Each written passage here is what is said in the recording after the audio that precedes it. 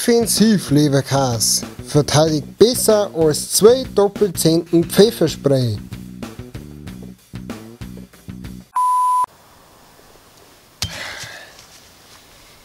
Endlich Feierabend. Das ist der was.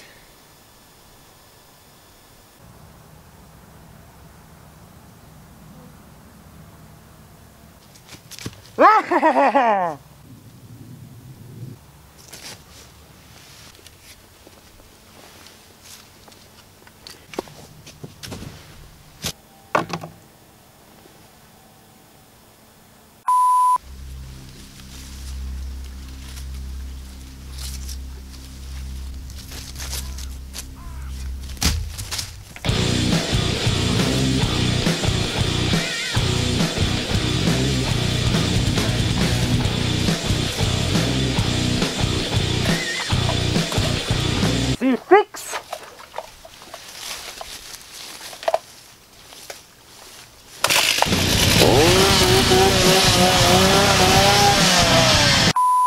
Also ihr seht, das mit dem Glanztrend ist eigentlich der richtige Scheißdreck. Ich halte das für einen riesen Schwachsinn und ich finde, dass eigentlich alle, die YouTube-Videos machen, sich gegen den ganzen Scheiß einsetzen sollten.